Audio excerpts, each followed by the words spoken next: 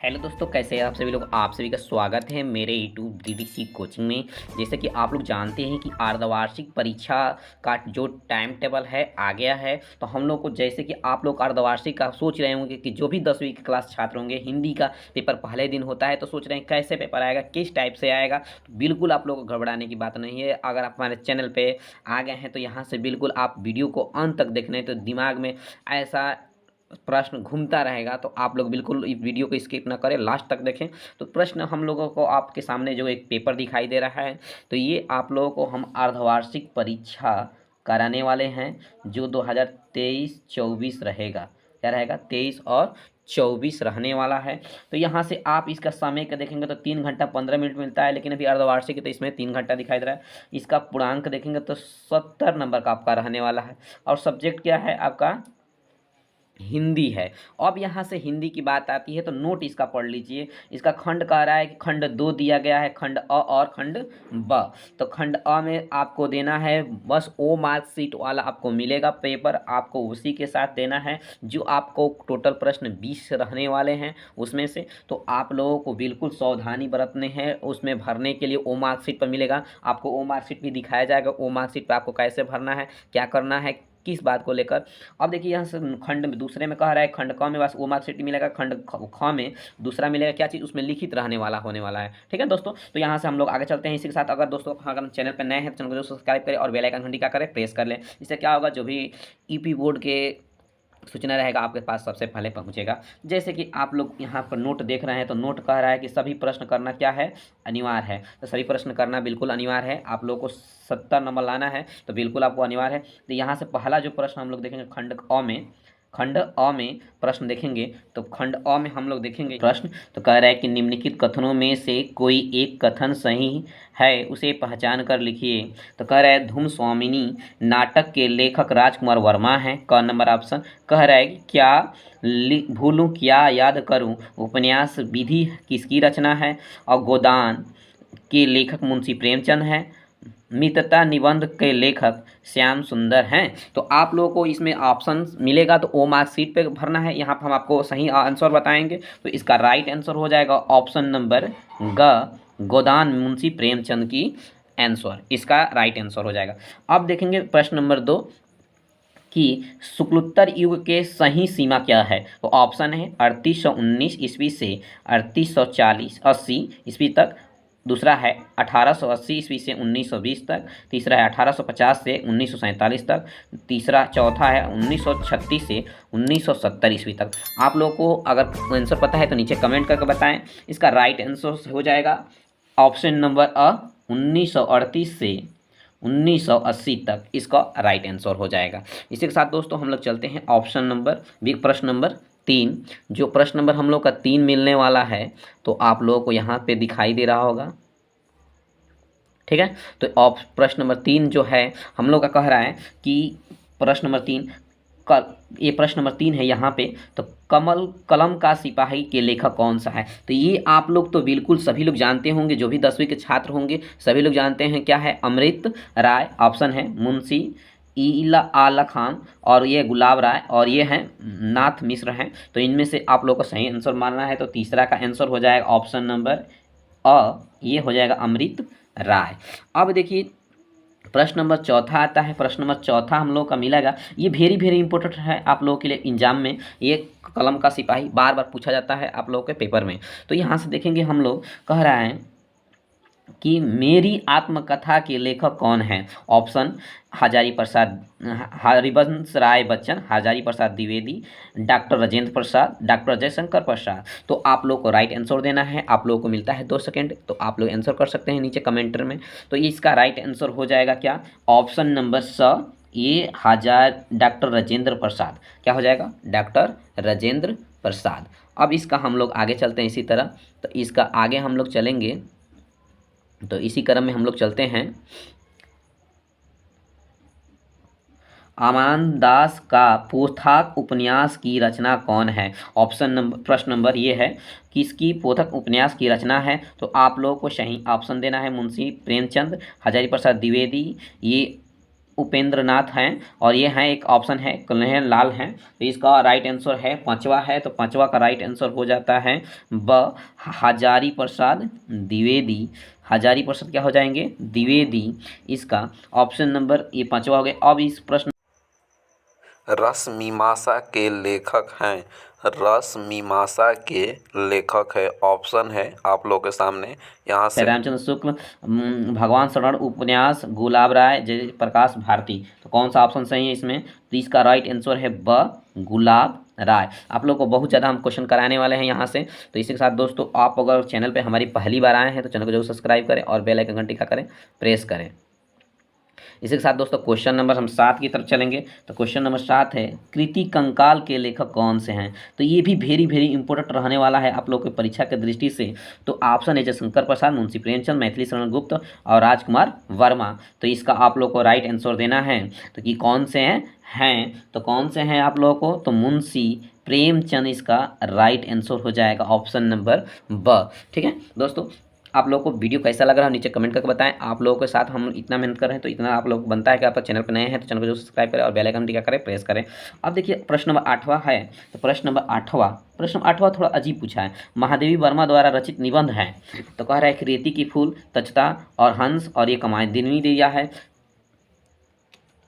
तो इसका right answer क्या है महादेवी वर्मा के? तो छड़दा जो है दिखाई दे रहा है, ऑप्शन नंबर ब, ये छड़दा, यही आपका राइट आंसर है, छड़दा। तो ये आप लोगों को प्रश्न है। तो अब इसके हम लोग ऑप्शन 8 तक हो गया है। तो इसको हम लोग को ओ मार्कशीट मिलेगा आपको। लास्ट में हम वीडियो तक बने रहें, ओ मार्कशीट पर भरकर आपको हम दिखाएंगे कैसे आप लोग को नीचे एक प्रश्न दिखाई दे रहा होगा। कह रहा है, सूरज का 7वां घोड़ा हिंद साहित्य में कौन सी विधि है? सूरज का 7वां घोड़ा हिंद साहित्य में कौन से विधि है? तो इसका ऑप्शन हम दिखा रहे हैं। तो इसका ऑप्शन है निबंध, उपन्यास, डायरी, कविताएं। तो इसका राइट आंसर है सूरज का 7वां घोड़ा, तो उपन्यास है। इसका ऑप्शन नंबर ब सही है राइट आंसर। इसका ऑप्शन नंबर ब सही है, उपन्यास। इसी के साथ हम लोग प्रश्न नंबर 10वां की तरफ चलते हैं। तो राजश्री की रचनाकार के नाम हैं। तो राजश्री किसके रचनाकार हैं जी? तो यहाँ से आप लोग को ऑप्शन है गुलाब राय, जयशंकर प्रसाद, जयप्रकाश भारती, इनमें से कोई नहीं। तो आप लोग को सही नीचे कमेंट करके बताना है। तो इसी के साथ दोस्तों इसका राइट आंसर हो जाता है 10वां है। 10वां का राइट आंसर हो जाता है ऑप्शन नंबर ब। यहाँ हो जाते हैं जयशंकर प्रसाद।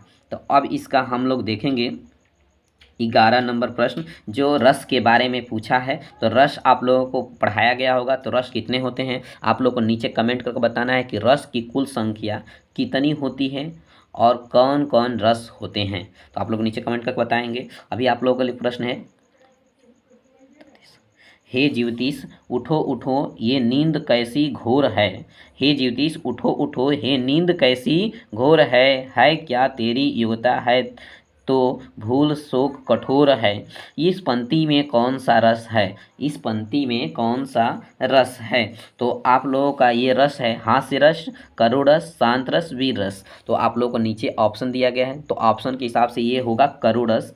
ये इसमें वियोग की बात की जा रही है, करुण मतलब रोने की बात की जा रही है। तो आप लोगों को नीचे कमेंट करके बताना है कि करुण रस का अस्थाई भाव क्या होता है। कमेंट करके बताना है कि करुण रस का अस्थाई भाव क्या होता है। अब देखिए ऑप्शन, हंसी हंसी भाजे देखिक दुलहक दिगंबर को पहुनी जे आवे। तो इसमें पंक्तियाँ में कौन सा रस है आपको बताना है। में रस की बात बता रहा है, दिगंबर की बात बताना है। तो इसमें दिख रहा है श्रृंगार रस, करुण रस और वीर रस और हास्य रस। तो जहाँ हंसी की उत्पत्ति हो, जहाँ हास्य दृश्य की उत्पत्ति हो, वहाँ पर होता है हास्य रस। आपको रस के बारे में पूरा बताएं तो यहाँ पर आपको कमेंट करके बताना है कि हास्य रस का अस्थाई भाव क्या होता है। देखिए अगला प्रश्न है हम लोग का 13 नंबर। कह रहा है कि रूपसी तेरा घन केश पास के अलंकार हैं। तो ऑप्शन है रूपक, श्रेष्ठा, उत्प्रेक्षा, उपमा। तो 13 का आपको बताना है, तो ऑप्शन नंबर इसका क्या हो जाएगा, रूपसी 13 घन केश पास। तो ऑप्शन नंबर इसका असही है, रूपक अलंकार इसमें होगा। तो आप लोग को अलंकार के बारे में बताया गया है, तो इसमें रूपक अलंकार भी होता है। अब देखिए यहाँ से प्रश्न नंबर 14 कह रहा है कि इसका उपसर्ग बताना है। तो उपसर्ग पता है ना आप लोगों को, उपसर्ग पहले लगता है, प्रत्यय कहाँ लगता है, बाद में लगता है। तो आप लोग को नीचे दिखाई दे रहा होगा, तो यहाँ पे हम लोग का उपसर्ग बताना है। तो देखिए, तो कह रहे अनादर शब्द में कौन सा उपसर्ग लगा है, अन, अनु, आ, औ। तो यहाँ पर लगा है, ऑप्शन आप लोगों को मिल गया है, तो आप लोग नीचे बता सकते हैं कमेंट कर यहाँ ऑप्शन नंबर ए इसका राइट आंसर है, न, अन सही है इसका। अब ऐसे ही दिखा रहा है प्रश्न नंबर 15, जेठानी शब्द में प्रत्यय कौन सा है। तो देखिए आपको जेठानी दिखा रहा था, प्रत्यय मतलब क्या, जो अंत में लगा रहता है उसे क्या कहते हैं, प्रत्यय कहते हैं, ठीक ना। तो यहाँ से आप लोग को बताना है, नी, आनी, ई, अनी, अनी है, तो इसमें प्रत्यय कौन सा है। तो आप लोग को बताना है कि नी है कि आनी है, ई है, तो इसका राइट आंसर है स। अनी है, क्या है, अनी, इसका राइट आंसर है। आपको दिखाई नहीं दे रहा होगा, तो इसका राइट आंसर है क्या चीज़, अन्नी। इसी तरह हम 16 नंबर, तो 16 नंबर प्रश्न रिपीट कर दिया है। अभी हम बताए हैं कि रूपसी तेरी घन केसी, तो अभी बताया है क्या है, वहाँ पर रूपक अलंकार होगा, अभी ऊपर बताए हैं, ठीक ना। तो रूपक अलंकार, तो वो बात दोहरा दिया है, तो इसमें कोई दिक्कत नहीं है। तो चलिए अगला हम अलंकार पढ़ेंगे, हरिमुख मोहिनी। मयंक पंक्ति में कौन सा अलंकार है। तो हरिमुख, तो कोई, हरि का मतलब 3 शब्द होता है। सांप वाला पढ़े, हरि ने हरि देखा, हरि को हरि ने गया, तो देखिए पढ़े वैसी में का है अलंकार। तो इसका उत्प्रेक्षा, रूपक, अनुप्रास, उपमा अलंकार। तो यहाँ पर हो जाएगा उपमा अलंकार, जहाँ उपमेय में उपमा की उद्भेलना। यहाँ पर अगला प्रश्न 18 कह रहा है, 18 नंबर प्रश्न, जिनके आगे ठहर सके जग ना जहाज, ये वही है प्रसिद्ध, कामा लगाया है, छत्रपति भूपति शिवा। इस पंक्ति में छंद, तो अब देखिए छंद पूछ दिया है, तो छंद आप लोगों को पता होगा। ऑप्शन दिया है, रोला छंद, कुंडली छंद, दोहा छंद और सोठा छंद। तो आप लोग का इसका राइट आंसर बताना है, तो ऑप्शन नंबर कौन हो जाता है, तो ऑप्शन नंबर हो जाता है इसका राइट आंसर, रोला छंद। अब देखिए प्रश्न नंबर हम लोग चलते हैं 19 के बारे में। तो 19 के बारे में हम लोग पढ़ेंगे। तो 19 हम लोग दिखाई दे रहा है आप लोगों को यहाँ से, इसमें संधि की बात कहा है, मधुरी की संधि विच्छेद कीजिए। तो मधुरी की संधि विच्छेद, इसमें आपको संधि विच्छेद कर दिया है, आपको दिया है मधुवीर, मधुधनवीर, मधुधन अरी और मधुवीर। देखिए ऑप्शन आपको लिखने का जो तरीका है, बिंदु छुपाया है, क्योंकि संस्कृत आपको क्या है, ये संस्कृत, ये संधि विच्छेद है। तो आपको इसका राइट आंसर देना है, तो ऑप्शन नंबर क्या हो जाएगा, इसका ऑप्शन नंबर हम सही करेंगे स को, क्या करेंगे, स को, ठीक है। अब यहाँ पर देखिए, आदि यदि धन अपि, 20 नंबर प्रश्न है, यदि धन अपि संधि है, क्या है, ऑप्शन है अ, ब, श, आदा। इसको भी आपको उल्टा पूछ दिया है, तो आपको बताना है कि इसका ऑप्शन क्या होगा। तो इसका ऑप्शन हो जाएगा अ नंबर, राइट आंसर। ये आप लोगों को खंड अ में पूरा टोटली आपको हम बता दिए हैं, यही आपको खंड अ में चाहे ब में आपको प्रश्न मिलने वाला है। तो आप लोग कैसा भी लगा है। अब खंड हम पढ़ेंगे क्या चीज़, ब। अब यहाँ से हम लोग नीचे से पढ़ेंगे खंड ब, ठीक है। तो खंड ब में आप लोग को 6 नंबर देता है। खंड जो ब है, पहला प्रश्न जो 21वां प्रश्न हम लोग पढ़ेंगे, कह रहा है कि निम्नलिखित गद्यांश के आधार पर प्रश्नों को उत्तर दीजिए। तो कह रहा है, हंसमुख चेहरा बातचीत ढंग, चाहे ये कीजिए चाहे नीचे दिया है आपको अथवा कर ये टोटली देखिए 6 नंबर का देने वाला है। तो 6 नंबर में नीचे आपको अथवा नहीं दिखाएगा कि हे भगवान तब तब के लिए, ये आसान है। नीचे वाला देखिए आपको तो दोनों में से किसी एक को कर दिया है, तो ये आपको देख लीजिए किस चैप्टर से है, तो आप लोग को बताएंगे, हम लिखने का तरीका बता दे रहे हैं। तो हम इसका अथवा करेंगे कि हे भगवान, हे भगवान तब के लिए तब, इसका हम लोग का यहाँ तक है। पिता के का पी रही है, इनकी चमक मेरी आंखें को अंधा बना रही है। तो यहाँ तक हम लोग को प्रश्न दिया है और प्रश्न अ ब और स कर दिया है। तो आप लोग को हम बस लिखने का तरीका बताएंगे कैसे लिखना है। आपको अथवा दोनों में से किसी एक को कर देना है। तो आप किसी नंबर को करेंगे, आपको मात्र मिलेगा अंक कितना, 6 नंबर। इसमें 3 प्रश्न है तो एक प्रश्न पे 2 नंबर अंक अर्जित है। तो आपको देखिए कैसे देना है। तो आप लोग को हम यहाँ से नीचे दिखाएंगे। देखिए यहाँ से हमको पहला आंसर क्या देना है। तो इसका पहला में हमको देना है कि इसमें रेखांकित नहीं किया है। तो कह रहे प्रथम रेखांकित अंशों का व्याख्या। तो ये पहले तो पाठ का नाम जान जाएंगे, किसका लेखक है, क्या नाम है। तो इस पहले पाठ का नाम है, ये लेखक हैं जयशंकर प्रसाद। तो क्या लिखेंगे कि इस लेखक का जयशंकर प्रसाद कहा गया है। इनके मात्रा समझते हैं, ममता के सोनों को आभूषण के बारे में। इस तरह हम व्याख्या पढ़कर इसके बारे में हम क्या करेंगे, आंसर देंगे। ये पहला का हो जाएगा। आप देख लीजिए, स्क्रीनशॉट ले लीजिए, आप लोग अच्छे से इसको रीड कर जाइए। अब देखिए इसमें दूसरा प्रश्न है। इसमें जो दूसरा प्रश्न है क्या है, पंक्तियाँ में ये अ था और एक ब और एक स। तो ये अ और ब और एक स। तो देखिए दूसरा इसमें कह रहा है कि तीसरे रेखांकित की प्रति में, इसमें 2 डबल रेखांकित है। देखिए यहाँ से फिर दिया पंक्ति में पिता है, तो वही बात इसमें रेखांकित नहीं किया है पेपर में। तो आप लोग को देखिए यहाँ से थाल में रखी हुई स्वर्ण पदार्थ, ये पूरा आपको देख लीजिए। स्क्रीनशॉट आपको क्या करना है, नीचे आपको स्पष्ट रूप से दिखाई दे रहा होगा, यह साधन शक होता है। तो यहाँ से देखिए स नंबर में कह रहा है, प्रश्न नंबर स देखिए यहाँ से, अपने पिता का कौन सा कृति मतलब प्रचित है, प्रसिद्ध विद्ला लगे।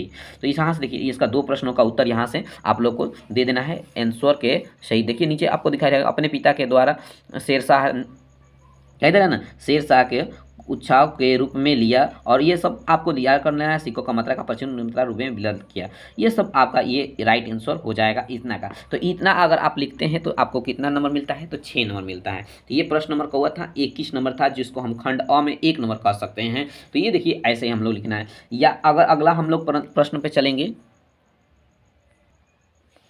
देखिए प्रश्न नंबर 22 कह रहा है कि निम्नलिखित गद्यांश के आधार पर उत्तर दीजिए। ये नंबर देखिए 6 नंबर का देने वाला है फिर से। तो कह रहा है चढ़र कमल बिंदु दो हराई। तो ये आप लोग कविता तो ये सुने होंगे, चढ़र कमल दो बिंदु दो हराई। तो ये आप लोग किताब में से दिया गया है। तो इस पे 6 नंबर मिलेगा आपको। ये क्या है, ये गद्यांश चैप्टर में से लिया गया है। तो इसका हम अस्तिक रूप से शब्द को कैसे सजा कर लिखेंगे, इसमें हमको अ ब स कर आंसर दिया है, पूछा है। तो कह रहा है कवि सूरदास भगवान के चरणों का वंदना बार बार क्यों करना चाहते हैं। तो चरण को बार बार वंदना क्यों करना चाहते हैं, तो इसमें आप लोगों को आंसर के सही रूप से देना है। तो यहाँ से दूसरा कार्य है, सूरदास स्वामी कौन सा अलंकार है, चरण सभी शब्दों का तत्पुरुष बताइए। इसमें प्रश्न जो पूछा रहता है उसी को तत्सम यहाँ के रूप में बताइए। तो तत्सम आप पढ़े होंगे, तत्सम तद्भव चरण चरण में पूछ रहा है। तो आप लोगों को यहाँ से प्रश्नों को स्पष्ट रूप से आंसर बताना है। तो आपको हम आंसर की तरफ लेकर चलते हैं।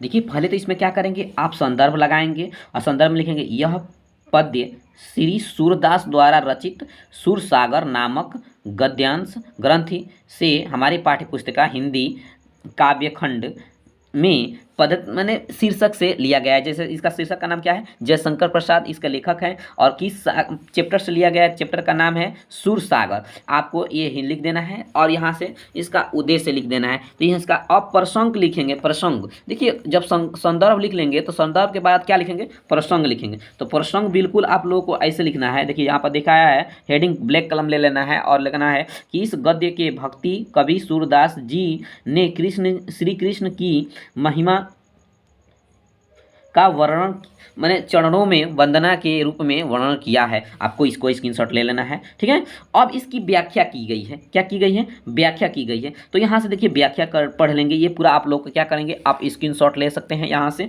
आप इसकी व्याख्या पूरा आप लोग पढ़ सकते हैं। अब देखिए इसकी जो प्रश्नों की बात की गई है, तो आप प्रश्न की बात की गई थी कि प्रस्तुत, कहाँ प्रश्न है आप लोग को, तो प्रश्न हमारा उत्तर है कृष्ण श्री कृष्ण के चरणों के असीम प्रभाव व्यंजली है। कवि भक्ति और देख रहे हैं यहाँ से, देखिए भाषा लिखा गया है, शैली लिखा गया, छंद लिखा गया, रस लिखा गया। ये सब यही तो पूछा है, अलंकार पूछा था। चरण कमल में यहाँ से बता रहा है कि कौन सा अलंकार है, तो अनुप्रास अलंकार है। कौन सा अलंकार है, अभी पूछा गया था कि इसमें कौन सा पंक्ति में अलंकार है, तो प्रश्न में पंक्ति में अलंकार कौन सा है, तो इसमें प्रश्न में इसमें अलंकार है कौन सा, अनुप्रास अलंकार। तो यहाँ प्रश्न नंबर दूसरा है, नीचे आप लोग स्क्रीनशॉट ले सकते हैं। प्रश्न नंबर इधर 3 आपको दिखा दे रहे हैं, इसका प्रश्न 3 पूछा था, तो तीनों हम आपको दिखा दे रहे हैं, आपको देख लीजिए, यहाँ से आपको प्रश्न मिल जाएगा अनुप्रास। ये देखिए पूछा है ना, सूरदास स्वामी में अनुप्रास कौन सा है, तो अनुप्रास अलंकार है। चौथा पूछा था तद्भव और तत्सम, चरण का होगा, चरण होगा, सबका का होगा, स्वर होगा, ये हो जाएगा आपका तत्सम और तद्भव। ठीक है, तो आप लोग ऐसे ही पेपर में कर आएंगे, तभी आपको क्या करेगा, 6 नंबर अर्जित करने के लिए मिलेगा। तो आपको बिल्कुल ध्यान से करना है। अगला प्रश्न की तरफ चलते हैं, ये हो गया। देखिए कह रहा है कि निम्नलिखित लेखकों में से एक जीवनी परिचय दीजिए, कहीं 2 रचना नाम लिखिए। कह रहा है कि निम्नलिखित प्रश्नों में से किसी एक प्रश्न जीवनी परिचय लिखिए, मतलब किसी एक पर जीवनी परिचय लिखिए, लेकिन उसके साथ कह रहा है कि कहीं 2 उनकी रचनाएं लिखिए, प्रमुख जो रचनाएं होती हैं उनकी 2 रचनाएं लिखिए। तो पहला नंबर हम लोग का प्रश्न है कि आचार्य रामचंद्र शुक्ल का याद है आपको तो लिख दीजिए, या जयशंकर प्रसाद का याद है तो आप उनका लिख सकते हैं। तो आपको अगर आचार्य रामचंद्र शुक्ल का याद है तो आचार्य रामचंद्र शुक्ल का हेडिंग लगाएंगे, या तो जयशंकर प्रसाद का याद है तो जयशंकर प्रसाद का याद लगाएंगे। तो अब इसमें नंबर कितना मिलता है, तो 4 नंबर मिलता है। तो आप लोग को लिखना कैसे है, तो आप लोग को हम देखिए बताएंगे या दिखा दें, तो आपको इनकी जैसे माने आचार्य रामचंद्र शुक्ल का लिख रहे हैं, जैसे जयशंकर प्रसाद का लिख रहे हैं, चलिए बता दे रहे हैं। तो हिंदी साहित्य महान कवि, नाटककार कहता जाता है और कहानीकार कहा जाता है, यानी निबंधकार कह दोगे। श्री जयशंकर प्रसाद का जन्म 1889 में काशी प्रसिद्ध में हुआ था, जहाँ इनका गांव का नाम लिख देना है और इनकी मृत्यु यहाँ तक पड़े थे, ये सारी बातें लिख देना है। जैसे यहाँ पर हम दिखा दे रहे हैं आपको सीरीज में,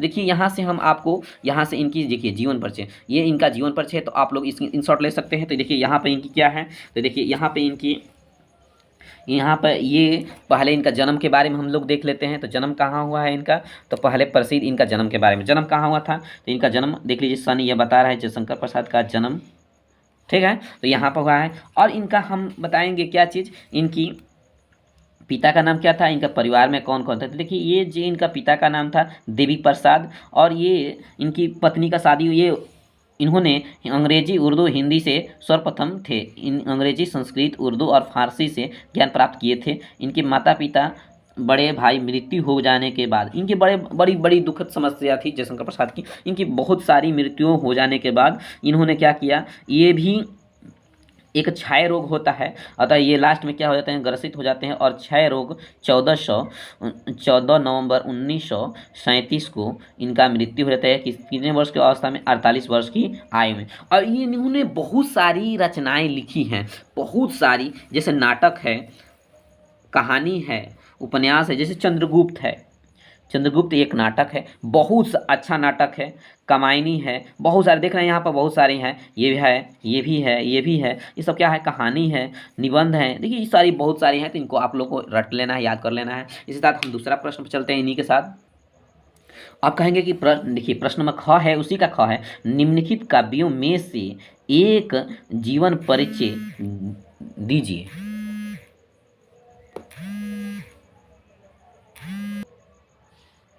देखिए कह रहा है, तो यहाँ से सूरदास इनका पूछा है, तो कह रहा है कि इनकी 2 रचनाएं भी लिखी है। तो देखिए आपको हम यहाँ पर सूरदास और तुलसीदास का आपको बताने हैं जीवन परिचय। तो आप लोग को तुलसीदास या लिख दीजिए, या किसका या लिख दीजिए, सूरदास का लिख दीजिए, चाहे किसका लिख दीजिए, तुलसीदास का लिख दीजिए। तो आपको हम सूरदास में इसमें दिखा दे रहे हैं इस बार। तो सूरदास का आपको जीवन परिचय हम दिखा दे रहे हैं, आपको स्क्रीन पर दिखाई दे रहा होगा सूरदास।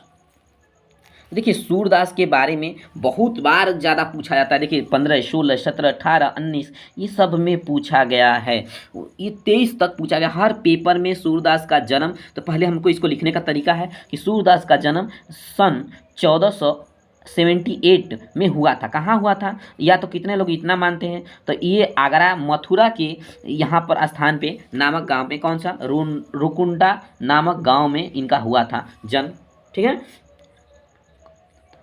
अब इन्होंने देखिए यहाँ बहुत सारी स्क्रीनशॉट आप लोग ले लीजिए, इतना पढ़ने की ज़रूरत नहीं है आपको, हमको जैसे बताना है तो आपको हम मेन चीज़ बता दे रहे हैं। तो आपको ये इनका बहुत सारे भी प्रसिद्ध हैं। ये भी इनकी मृत्यु की बात की जाए तो सूरदास के मृत्यु इन्होंने 1583 में इनका मृत्यु हो गया था। तो आप इसको स्क्रीनशॉट लेकर अच्छे से पढ़ लीजिए, आपको कैसे आपको तैयार करना है। और अगर आप इसको पीडीएफ पाना चाहते हैं तो नीचे हमारा डिस्क्रिप्शन में मोबाइल नंबर दिया, व्हाट्सअप नंबर दिया गया है, तो व्हाट्सअप नंबर से आप जुड़ सकते हैं। इसका हम आपको पीडीएफ बनाकर हम भेज देंगे। अब सूरदास की रचनाएं की बात की जाए, 2 रचनाओं लिखना है। तो देखिए यहाँ से हम बहुत सारी, जैसे सुर सागर अभी पढ़े हैं, पेपर में ही आया था, सुर सागर इनकी प्रमुख रचनाएं हैं, है ना। सुर वाली, सुर सही, लहरें, ये बहुत सारी प्रमुख इनकी रचनाएं हैं। तो ये आपका हो जाएगा। यहाँ से क्लियर हो गया? तो आप लोग क्लियर हो गया तो इसको स्क्रीनशॉट ले सकते हैं और यहाँ आगे बढ़ सकते हैं।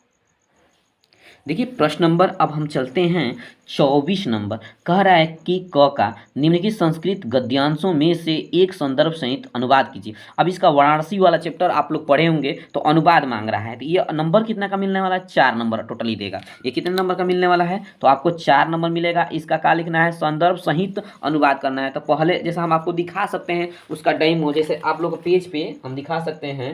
तो कैसे दिखाएंगे? 78 है, तो इसका हम आपको दिखा सकते हैं कैसे आप लोगों को लिखना है। तो यहाँ से आपको हम दिखाई दे रहा है वाराणसी संख्यात्मक वाला।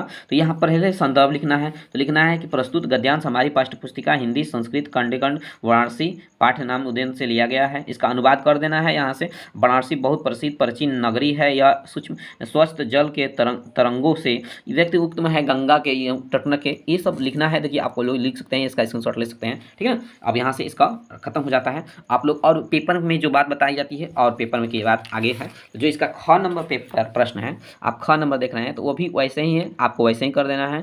अब इसके बाद हम चलते हैं 25 पे। तो 25 कह रहा है कि निम्नलिखित प्रश्नों को 2 उत्तर दीजिए। निम्नलिखित प्रश्नों में से किसी 2 प्रश्नों को संस्कृत में उत्तर देना है। तो आप लोग पढ़े हैं क ख या वाराणसी वाला या कुछ भी वाला पढ़े हैं, आप लोग किसी 2 प्रश्न को उत्तर दे सकते हैं। आप लोग पढ़े लिखे हैं, 10 क्लास में पढ़ते हैं, तो इतना तो कर ही सकते हैं। कह रहा है प्रश्न नंबर 26, निम्नलिखित प्रश्नों को 2 वाक्यों को संस्कृत में अनुवाद कीजिए। तो संस्कृत, जैसे वह पढ़ता है, लाभ से लोभ होता है, ये राजा प्रजा की रक्षा करती है, उनसे प्रश्न पूछा। तो ये प्रश्न को क्या करना है? संस्कृत अनुवाद करना है। आप लोग संस्कृत अनुवाद कर सकते हैं। अब देखिए कह रहा है निम्नलिखित में से किसी एक विषय पर निबंध लिखिए। तो निबंध लिखना है छात्र पर, अनुशासन पर, या साहित्य और समाज की रक्षा पर। तो या छात्र पर लिख दीजिए। छात्र आप खुद एक क्या है? छात्र हैं। तो आपके छात्र जीवन में क्या क्या अनुशासन होने है? तो इसका देखिए, ये छात्र और अनुशासन, छात्र अनुशासन में कैसे रहता है? साहित्य और समाज। तो साहित्य और सामाजिक में सोचने वाले दोनों एकदम आसान आसान पूछ दिया है। तो आपको ये चीज़ लिख लेना है। और नंबर देखिए यहाँ पर 6 नंबर देने वाला है, सबसे ज़्यादा यही नंबर देने वाला है और आसान भी है। तो इसको आप लोगों को बिल्कुल घबराना नहीं है, यहाँ से लिख लेना है। और यहाँ से 28 नंबर का पक्ष धातु का लुट लकार लिखना है, मध्यम पुरुष लिखना है, यहाँ से लिख लेना है। इसका ख नंबर कर रहा है कि भक्ति, विभक्ति शब्द का प्रथम और सप्तम और संबंधित में शब्दों का रूप लिखे। 3 नंबर का पूछने वाला है फल का और मति का। फल का मति का, तो बच्चों को ज़्यादा याद रहता है मति का, तो किसी एक को लिख देना है और यहाँ से आराम से आप लोगों को कर लेना है। और यहाँ से आप लोगों को ये कणखंड काव्य से है, ये आपको कणखंड काव्य से एक का करना है। यहाँ से करिए, चाहे इसको करिए, चाहे इसको चरित्र चित्रण से कर लीजिए। तो आपको दोनों देख लेना है यहाँ से। और देखिए 30वां में पूछ रहा है निम्नलिखित उपसर्गों में से किन्हीं दो के मेल से एक शब्द बनाइए। तो ये सु है, आ है, अन है, मैंने इसका कोई किन्हीं 2 को शब्द को लेना है। जैसे यहाँ पर ऑन ले लेंगे और क्या बना लेंगे हम लोग, यहाँ पर सू ले लेंगे तो बना लेंगे, यहाँ पर ऑन ले लेंगे, चाहे आन लेंगे, सहा लेंगे, कुछ भी लेकर 2 शब्द बना लेना है। तो आप लोग को बना कर बताना पड़ेगा। जैसे हम सू का बना दे रहे हैं, तो सू का क्या हो जाएगा? तो एक लिख देंगे सुदेश, एक और लिख सकते हैं सुकवी लिख सकते हैं, या और कुछ भी लिख सकते हैं, सुमार्ग भी लिख सकते हैं, सुकर्म लिख सकते हैं, सुधार लिख सकते हैं, सुंगम भी लिख सकते हैं। और एक अन का देख लीजिए, चाहे किसी और का देख लीजिए, आ का ही देख लीजिए। आ जो शब्द होता है बहुत ज़्यादा पूछता है, आ जो शब्द होता है बहुत ज़्यादा पूछता है। आ, अच्छा अ दिया है, आ नहीं दिया है। अन का देख लीजिए, चाहे सह का देख लीजिए, तो किसी का एक का भी देख लीजिए, ठीक है ना। तो आपको ऐसे ही बना देना है। तो बनाकर दिखाए, अ का ही देख लीजिए, तो अ शब्द दिया है, दूसरे का ही बना दे रहे हैं। जैसे अहिंसा आप सुने हैं, अहिंसा, अलिखित, अलिखित, तो ये सब क्या है, दो दो बनाना है तो आप किसी एक को बना सकते हैं। अब कह रहा है निम्नलिखित में से किन्हीं दो का प्रत्यय बनाइए, जैसे आई वटा, तो ये सब प्रत्यय बनाना है। तो प्रत्यय में हम लोगों को कहाँ कहते हैं, प्रत्यय में पीछे लगता है। अब देखिए निम्नलिखित प्रश्नों में किन्हीं दो का प्रत्यय एक एक शब्द बनाइए, जैसे आई, जैसे लिख सकते हैं लिखाई, बनावट, त्वचा, पहनावा, ठीक ना, ऐसे शब्द लिख सकते हैं। तो आप लोगों को ये 2 नंबर यहाँ से प्राप्त हो जाने वाला है। तो आप लोगों को कैसा लगा हो ये वीडियो? अगर आपको 70 नंबर पाना है तो ऐसे ही तैयारी मॉक टेस्ट पाने के लिए हमको अर्धवार्षिक का, ये अभी फुल मार्क्स नहीं है, अर्धवार्षिक मतलब क्या है, ये आधा अर्धवार्षिक हो रहा है पेपर, तो ये इसके लिए है। तो ये हाफ ईयरली एग्जाम के लिए बनाया गया है। तो आप लोग बिल्कुल, अगर हमारे चैनल पर नए हैं तो